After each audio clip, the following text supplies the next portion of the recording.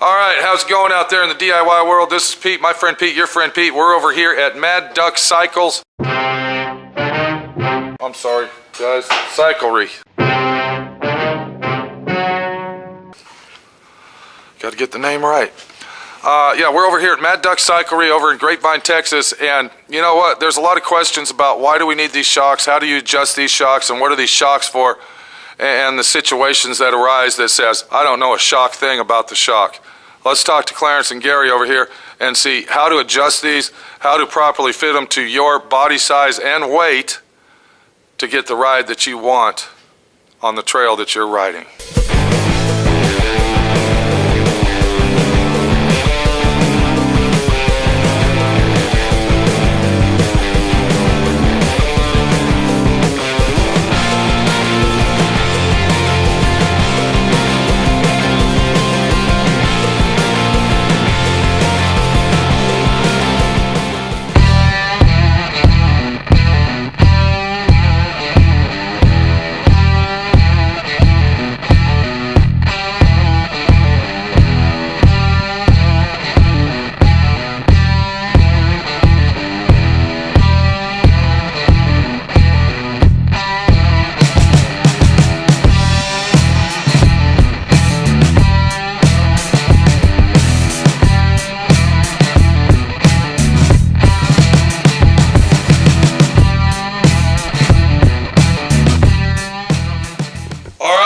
What's up? We got mechanic guy Gary over here at Mad Duck, and we also got Clarence, the sales guy. I guess you work out in the front.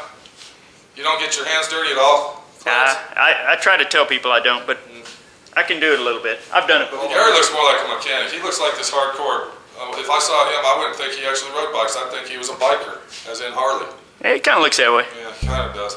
What's up, Gary, Mr. Mechanic Guy? You going to show us something on this thing or what? Sure. There's a lot of people out there that are curious. They got the dual suspension shocks, but they don't know how to adjust them and why they even need adjusted. And I know on this particular bike that we're looking at, correct me if I'm wrong, Clarence, this is a CTJ? CTD. CTD. What does CTD stand for? Well, that stands for climb, trail, and descend. So this is a three-stage front and rear suspension, or what do you mean? What's going on? Yeah, so the front and rear is matched so that you can set the bike up for either going uphill, downhill, or just riding along. Okay, and once we set this bike up, and Gary's going to take us through it, what would you recommend as just the overall ride, you know, instead of reaching down there and flipping switches and all this? Where would you actually leave it if you're going to ride your bike on trails? You know, just to ride, make it simple, set it in trail mode. And is that the middle, I guess? That is the middle. The middle, and that would be on both shocks, or it's just the front shock only, the CTD, and the back one's just a regular shock? No, we would do it on both. Okay. All right, thank you for all that high-tech information there. Clarence, being the sales guy that you are, we're going to talk to Gary now. Okay, Gary, the situation we have is we got a lot of people out there that are saying, I got a shock like this, I got this button over here, I got this thing over here, I got this shock down here, and if we look at that shock, we got all this going on. What's up? Okay, these shocks are air over hydraulic, which means they got a hydraulic side on one side and an air side on the other side. The air acts like the spring. So you put air in it to make it firm or soft. Okay, so this is where we would put our air. So this cap really isn't a twist cap to tighten springs up like you see on the rock shocks, you would say, for instance. That's actually just a cap to cover where the air goes. Correct. So this is a cap. You have a shock pump. You can only use a shock pump on a shock, on a fork. So this would not be any good to wheels or tires or anything of the sort. It's specifically made for the front shock and the rear shock only. Correct. What you would do is put the pump on the valve, screw it in until the lever comes up, and then a quarter the gauge comes up. Yeah, and then a quarter turn more. You don't screw it down until it quits, because you'll crush the seal in here. Right. So once you get the pressure up, then you ask the rider, you know, what is your weight? Well, the rider tells you, okay, I weigh 200 pounds. Okay. So on the front one, we want to put a little less than half his weight in it. Because I'm going to pump this up to 90 pounds. Now this would be for a 200-pound person. Right. So just to get everything square, if somebody weighed 150 pounds, you would put 75 pounds in. 75 or Okay. 70. Or 70, 68, 70. Right. I see what you're saying. So we got that one set. So that's set. That's an easy, simple situation right there. They can do that at home. Correct. If they have a low volume, high pressure pump, a shock pump. It's got to be a shock pump only. Right. They can Okay. do it. On the back. Now they don't sell adapters that can go on your regular tire pump. No. Okay, so this is specifically made. You got to have one of them pumps to do this job right here. I Right. got it, dude. Okay. And on the rear one, we would put in the weight of the person. So Oh, okay. So this one's 1-to-1. 1-to-1. This is if it's 200, you put 200. Yep. All right, that's an Pretty easy Pretty situation. simple. Turn it again until the lever comes up. And now we're using the same pump on this one as well. Right. And then you just pump it up until you got the 200 pounds in it. And it's a set, done deal. Yeah, and then you take it off. Put your cap back on to keep the dirt out of it. And you're good to go. You've set the air pressure on the front and the back. That's the first thing you do. That's the only thing you need. I mean, that's a lot. That's a big question: is how much air do I put in my shocks? I think you just answered that for us. What else are we looking at to make it a ride-ready bike, Gary? Okay, let's go back to hydraulics on the front fork. Okay. Let's do the lever on the bottom first. The lever on the bottom. What do you mean? There's actually an adjustment on the bottom of the shock. It's actually a knob. And what does that do? Red knobs on Fox products are rebound knobs. What does that mean? What's rebound mean?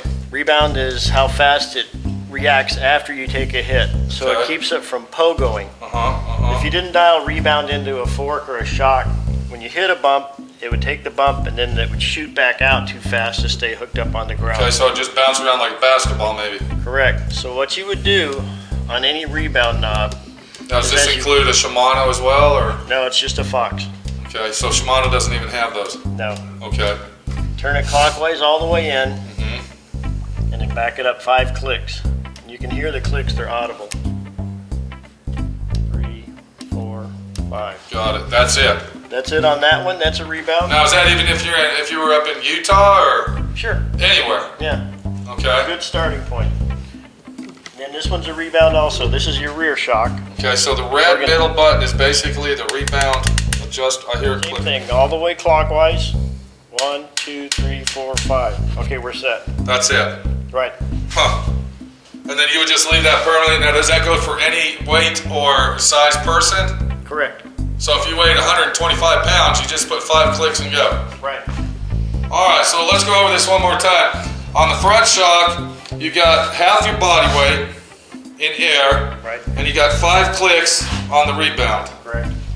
And then on the back shock, we're talking about full body weight on the back shock and 5 clicks on the rebound. Right. And then Clarence was telling us about this little blue button here, and that's the CTD setting, which is climb, trail, descend. Correct. Descend would be if you were doing full downhill mountain biking, maybe possibly going to the ski resort and having a good time. Am I correct?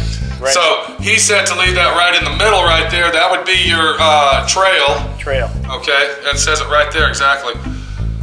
All right, is there really any reason for anybody to actually reach down there when they're getting ready to climb hills and go down hills, to reach down there and start flipping switches, or just basically leave it in trail and be done with it, unless you're just going to do an all-day downhill mountain drive? Well, if you were doing a gnarly descent and you wanted it fully active, yeah, I would switch it to descend. Uh-huh. Or if I were doing a gnarly climb, I would reach down and switch it. It's very simple to do as you're riding. Right. So yeah, if you have it, I'd use it. Now, does Fox make a remote for their front shock to actually work off of so you can actually upgrade the shock to a remote system? What do you think of that system? Well, there's just more cables hanging off the bike. I mean, I think they're good. I don't necessarily care for them myself. I would rather just manually reach down and, Simpler is better. yeah. Thank you very much, Gary. Appreciate it. Now we know how to adjust our shocks. That's a big question that everybody wants to know. And yeah, thank you very much. And Clarence, you've been a heck of a guy. You know, telling us about what you told us about.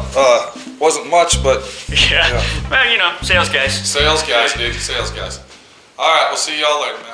All right, so there you go. Now you know how to adjust your shocks. My friend Pete knows how to do it now. I didn't know what to do. I didn't know that you had to have a special pump to actually pump the air in those things, but now I do know, and guess what? My friend Pete has to go buy one to make sure that I got it. We'll see you later. My friend Pete, your friend Pete, over here at DIY Auto School. Also, SWRNC, Southwest Rod and Custom, showing you and telling you how it is, how it's done, and doing it right the first time, because if you ain't gonna do it right the first time, don't do it at all. We'll see you later.